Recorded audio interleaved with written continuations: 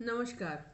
हम लोग आज़ादी की 75वीं वर्षगांठ मनाने जा रहे हैं और इन 75 सालों में हमारी क्या उपलब्धियां रहीं या हम कहाँ पे चूके, इसके अंतर मंथन का निश्चित रूप से एक समय आ चुका है। अभी जो भी व्यवस्थाएं चल रही हैं उनमें एक महत्वपूर्ण चुनौती इंडियन जुडिशियल सिस्टम को लेकर के है। अगर हम इंडियन जुडिशियल सिस्टम की बात करें तो हम सबको पता है कि भारतीय न्याय व्यवस्था में एक प्राचीन न्याय व्यवस्था की प्रणाली होने के बावजूद अंग्रेजों ने हमें एक सिस्टम दिया और आज़ादी के बाद हमने उसी सिस्टम को फॉलो किया।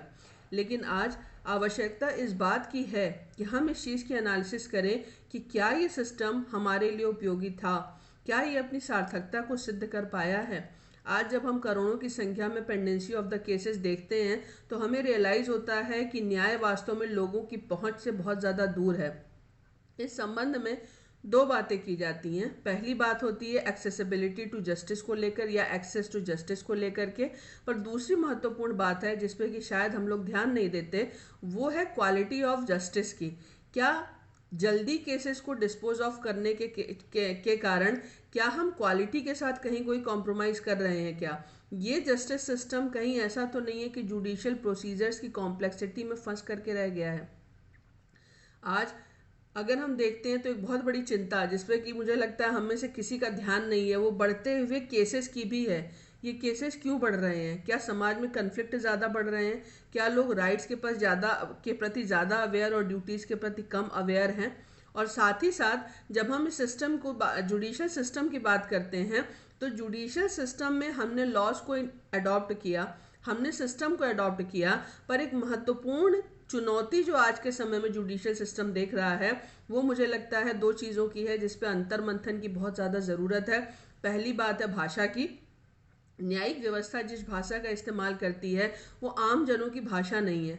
और दूसरी महत्वपूर्ण बात यह है कि जब जजेस अपना जुडिशियल इंटरप्रिटेशन करते हैं तो उस स्थिति में एक देश की सांस्कृतिक विरासत को ध्यान में रखते हुए उसकी फिलॉसफी को इंटरप्रिटेशन में इस्तेमाल किया जाना चाहिए जो कि उसकी ओरिजिनल फिलॉसफी है।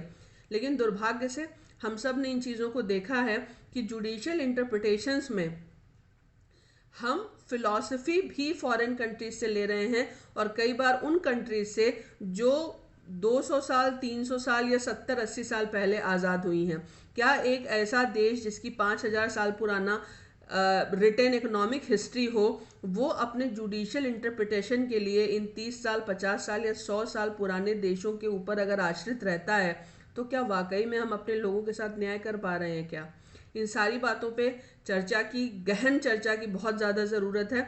न्यायिक प्रक्रिया में लोगों की आस्था बनी रहे, लोगों को न्याय मिलता रहे और लोगों को लगे कि ये सिस्टम ऐसा है जिसमें जाने के बाद या कोर्ट के सामने जाने के बाद वो कहीं फंस नहीं गए, बल्कि उनको मालूम है कि न केवल उनको स्पीडी जस्टिस मिलेगा बल्कि उनको क्वालिटी जस्टिस मिलेगा।